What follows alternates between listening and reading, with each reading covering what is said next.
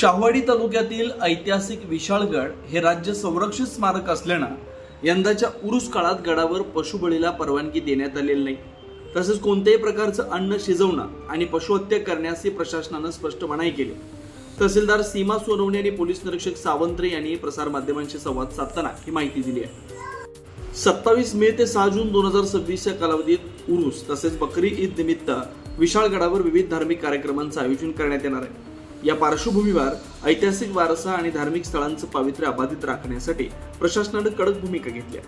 महाराष्ट्र प्राचीन स्मारक व पुरातत्व वस्तुविषयक स्थळे आणि अवशेष नियम 1962 तसेच उच्च न्यायालयाच्या आदेशानुसार विशाळगड परिसरात नियमांची काटेकोर अंमलबजावणी केली जाणार असल्याचं प्रशासनाने स्पष्ट केलं।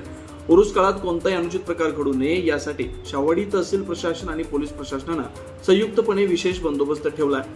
विशाळगड परिसरात अतिरिक्त पोलीस फौजफाटा तैनात करण्यात आला।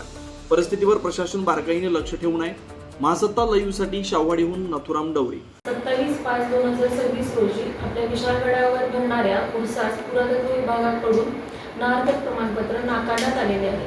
विशाळगड किल्ला हा संरक्षित स्मारकांच्या यादीत समाविष्ट असल्यामुळे सदर ठिकाणी कोणतीही पशुहत्या किंवा अन्न शिजवणे या कृत्यास कायदेशीर मनाई आहे। त्यामुळे 27/5/2026 ते 1/6/2026 या कालावधीमध्ये पशुहत्या, कुर्बानी या कोणत्याही कृत्यास महाराष्ट्र प्राचीन स्मारके व पुरातत्व शास्त्र विषयक स्थळे अवशेष नियम 1962 मधील नियम 8 क नुसार संरक्षित स्मारकाच्या परिसरात अन्न शिजवण्यास बंदी असल्यामुळे सदर ठिकाणी कोणत्याही प्रकारची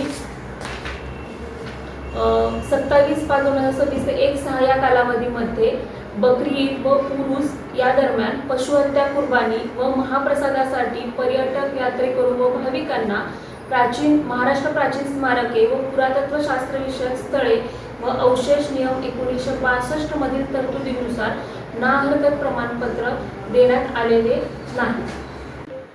कायदा व सुव्यवस्था अबाधित राखण्याच्या अनुषंगाने येत्या 27/5/2026 ते पुढील तारखेपर्यंत 2/6/2026 पर्यंत शाहवाडी